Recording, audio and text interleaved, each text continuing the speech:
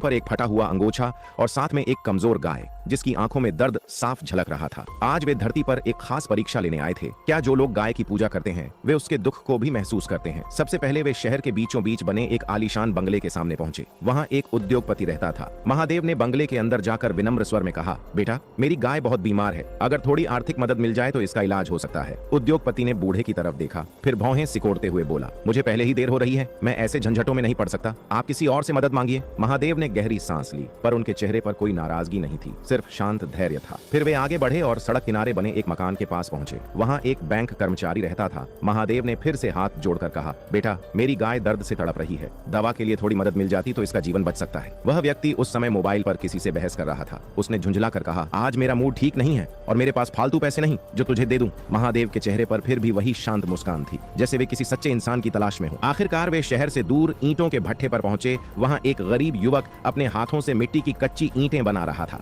महादेव उसके पास गए और धीमे स्वर में बोले, बेटा, मेरी गाय बहुत बीमार है, अगर तुरंत इलाज नहीं हुआ तो इसकी जान जा सकती है। युवक ने अपना काम छोड़ दिया। उसने गाय की हालत देखी और गंभीर होकर बोला, बाबा, जब किसी की जान खतरे में हो, मदद करना ही इंसानियत का सबसे बड़ा धर्म है। उसने तुरंत अपने दो दोस्तों को आवाज दी और उसके दोस्तों ने अपनी जेबें टटोली। किसी के पास 50 रुपए, किसी के पास 100 रुपए। उन्होंने मिलकर थोड़े थोड़े पैसे इकट्ठे किए और पास के दवा केंद्र से दवा लेकर आए। उन्होंने पूरे मन से गाय का इलाज किया। कुछ ही देर में गाय ने धीरे धीरे खड़े होकर सांस ली। उसकी आंखों में अब दर्द की जगह राहत दिखाई दे रही थी। यह दृश्य देखकर महादेव अत्यंत प्रसन्न हो गए। बूढ़ा गौपालक अपने असली दिव्य रूप में बदल गए। वहां स्वयं भगवान शिव खड़े थे। युवक और उसके दोस्त आश्चर्य से महादेव के चरणों में गिर पड़े। महादेव ने कहा, तुमने बिना स्वार्थ के एक पीड़ित जीव की सेवा की है। यही सच्ची पूजा है, यही सच्चा धर्म है। जो व्यक्ति सच्चे दिल से किसी जीव का दर्द समझता है वही मेरे सबसे करीब होता है। इतना कहते ही महादेव जी अंतर्ध्यान हो गए